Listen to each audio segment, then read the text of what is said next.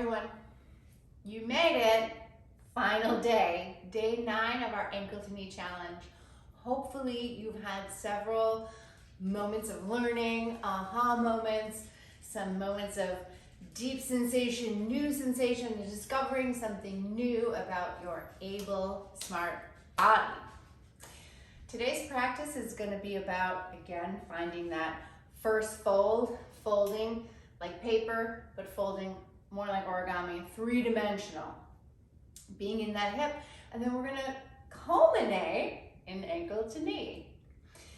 So the first thing we have to do is get right into uncreasing where we crease that hip. And we haven't really developed or designated a day to doing that. So we're going to do that today. I'm sitting pretty well here in Virasana, knees going in, heels going out, toes going in. I'm forward from my buttock bones.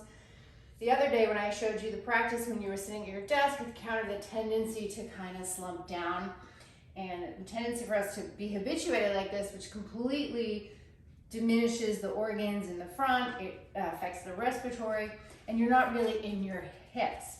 You can't come forward when you're going back. Everything is kind of down. So here, being in that first fold, I can come forward, my chest will fit my thigh, my knees will fit my armpit. So we have to undo the place where we kind of are wrinkled already. And we're going to do that. That's my AirPod. And we're going to do that by ironing out the front of the hip. So the first thing we'll do is a lunge. So come to a dog. Think that you're going to find that first fold right there. So right away you're opening the back of the legs. Think from the back of the knee, go up to the buttock bone, you get more of a spin of the pelvis over the heads of the thighs. Now at that same time, really press the balls of the feet down because you have to root down to rise up. And that's really the goal of these poses of depth, right? The ankle to knee, the fire log, lotus variation, whatever you call it, it all really is, it feels the same, which for a lot of us is very challenging.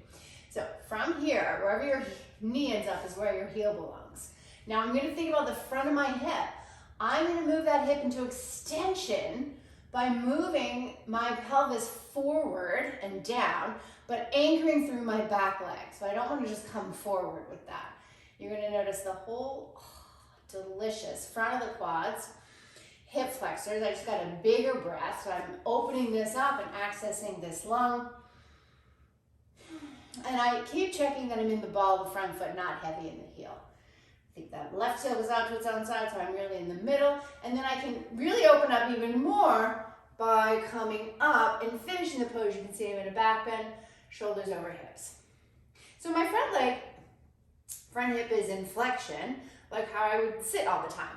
My back leg is in extension.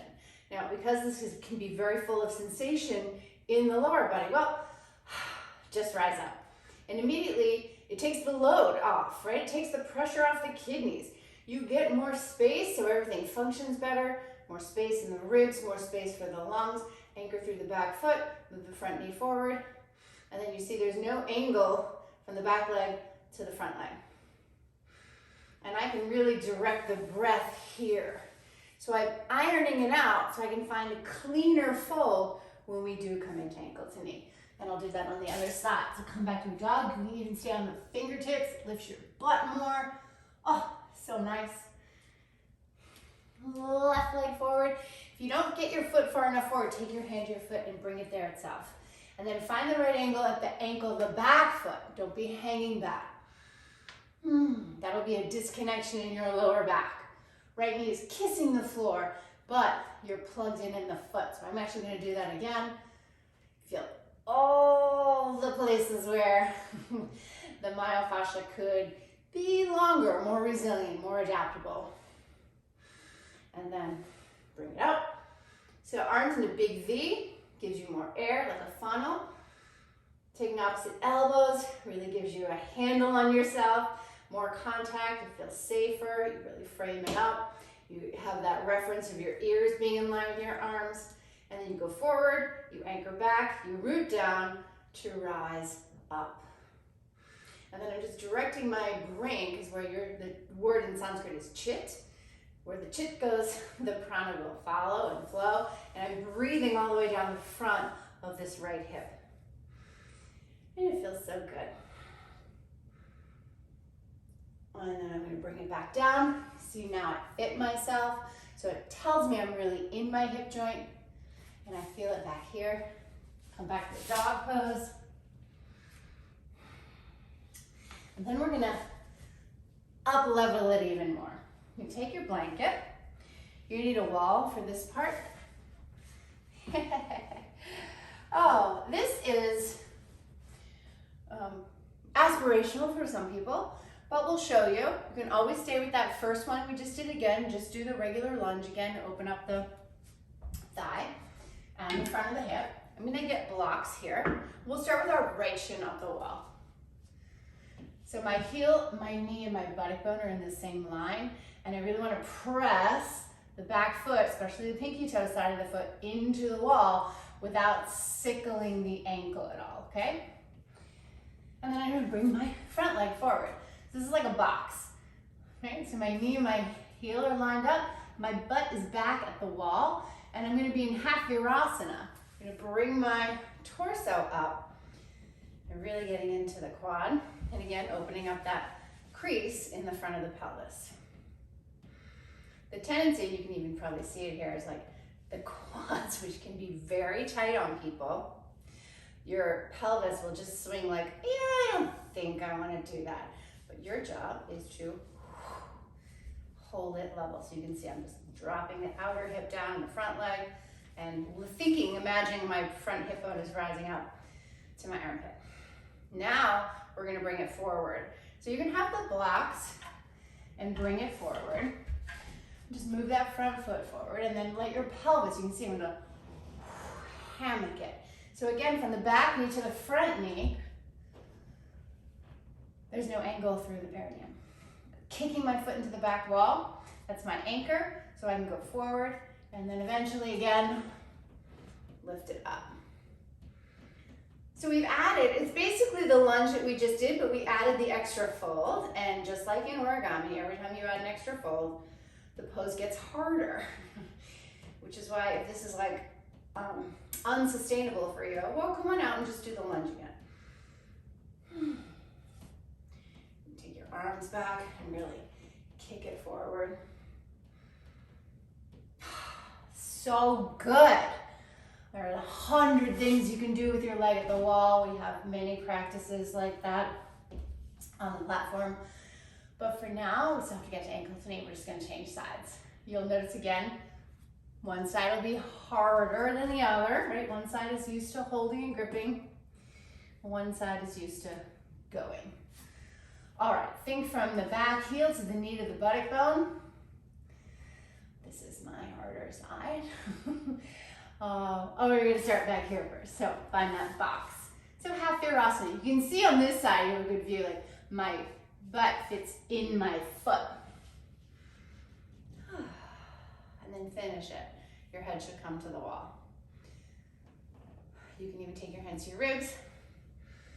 Float yourself up. Again, outer right hip tags down, so you have all the sensation in the front of the left thigh, and then you can even take your arms up. In the ball, the front foot. Send the breath up and down the left quads, or cross the breath, right? Breathe the other way that you feel the sensation. That can really untangle and give you more space. All right, we're gonna come forward. This time I'm gonna come forward by keeping my thumbs and my hands at the wall. So I keep going up out of my depths as I keep going forward. And eventually, you see, so if there's an angle here, it's not the end. Oh. Use the back leg, right? It's just like in the half moon poses or the bow poses. You're pressing your foot, you're kicking the back leg to find the chest opening, to find the movement and the momentum forward. And this whole time I'm thinking, oh yeah, it's like you're steaming, getting all the old wrinkles out. And then down. See that you might have more access to the front, you have more access to everything, and then come out. All right, cross your legs, sit down behind your feet, and just being able to do that, right? Really gathering the legs, coming through, moving the hips, cross the opposite way that you don't normally do it, and come back. It's much more in the hip sockets and gaining that range of motion than if you habitually take the legs to one side and come through.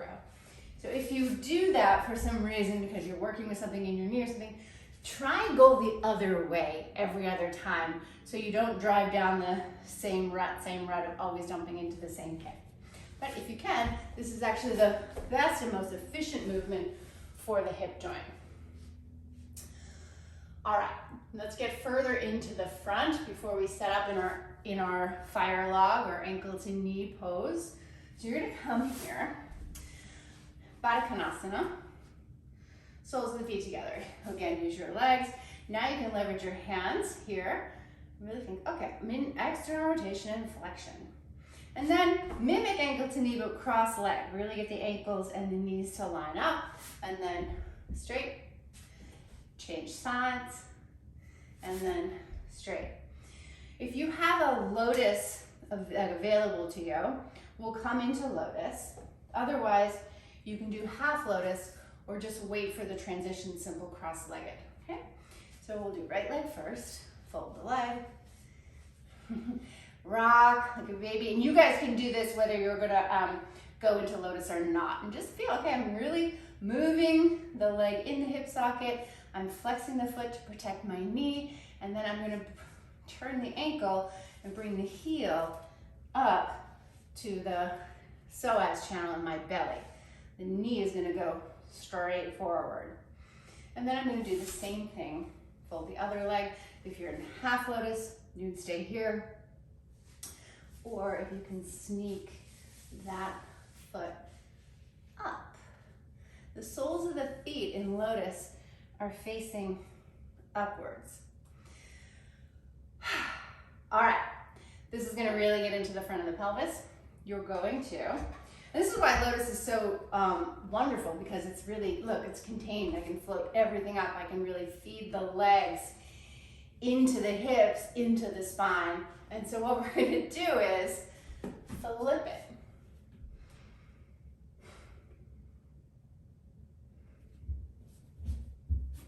Now I'm gonna, let's scooch back. And so if you're watching this and being like, what? That's crazy. Just having the hanging here, really getting into opening up the front line of the pelvis.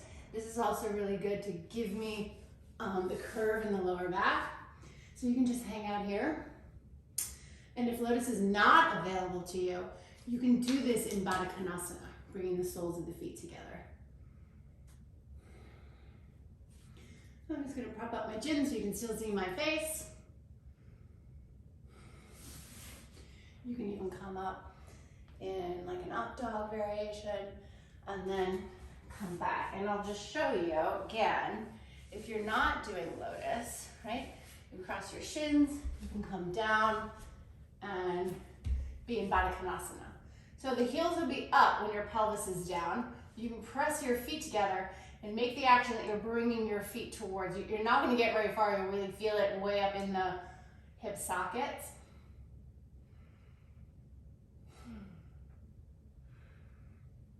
Just really getting into that nice front line of the pelvis. Wiggle your waist long. Good, and then we're gonna set up for our final ankle to knee, or maybe our first ankle to knee, depending on where you started. Get your blankets, get all the preps. So I have sandbags here. I know we showed you with a strap. Hopefully that you found a lot more space or rotation that you weren't able to get. So I'm gonna have 2 blankets. I'm gonna sit on the edge of my blankets. You can use the blocks to come forward if you're gonna do that. And so we'll do the right leg first. I'm gonna set the bottom leg. Remember, you're looking for that equilateral triangle, okay? So we're going down into the depths. This is a wonderful time of year to really do these poses because they're really poses of fall and winter for longevity, for being in your depths so you can rise up and have a big vision. Right leg on top, flex your feet to protect your knees, and I need to move my bottom foot out. I'm gonna turn, easier for the top leg, right? Inner groin spins down and in, buttock bone spins out. Now I really have that crease. And I finish it. I'm not leaning forward, so I don't want my back to be working here. I look down, I see the equilateral space. I'm on the blanket, which is like giving my perinatal a little high heel so I can really find the movement and momentum forward. And if you have a thigh or a knee that's high or a thigh that feels like it's gripping, putting a sandbag right there at the top is so soothing, so calming, so grounding, because again, you have to go down to rise up. So I'm going to show you with a sandbag on each thigh, and then take my hands to my heels. You can use a block to really see where you're measured. And this is a nice one. So compare it to the first day, or compare it to day 5 where we did that check-in and showed the strap. And then immediately lift your arms up, takes the pressure off the kidneys. And so if you're really feeling like your hips are like in concrete, right? Go up. And then go around. Because when you're down in your depths, you have a freedom and a capacity in the upper body. And then go the other way. Make sure you go both ways. There's so many things we can do. You can go forward, forward, forward. See how you see my face? So I'm not coming forward with my back body or with that obstructed vision. Keep working the feet. You'll feel the hips. Oh, so good.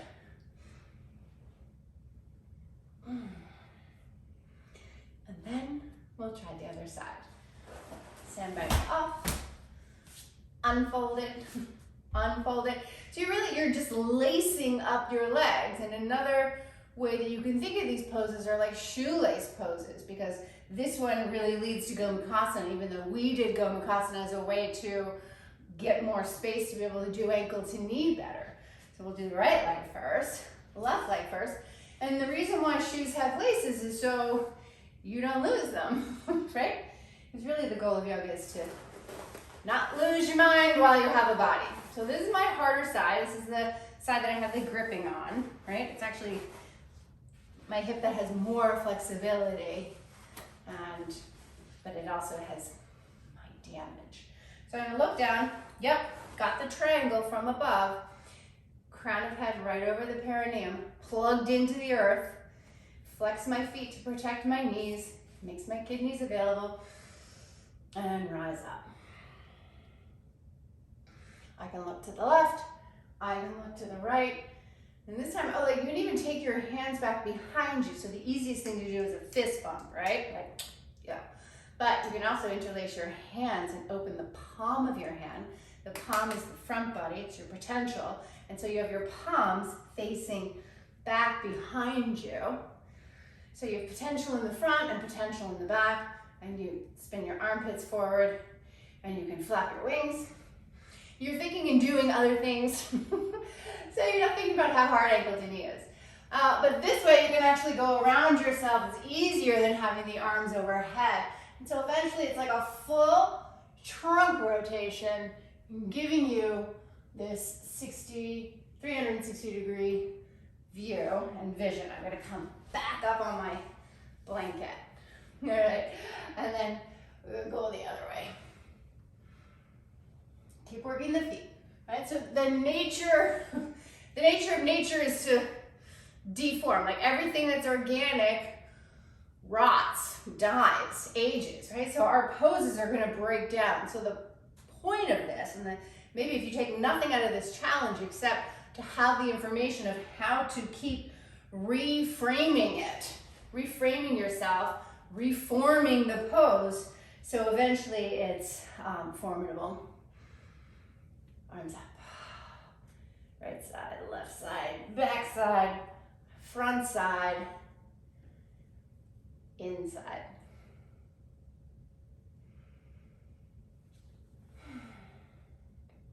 And then just do it again and again and again. And like Malcolm Gladwell says, 10,000 times an ankle to knee, you're gonna be like, nailed it.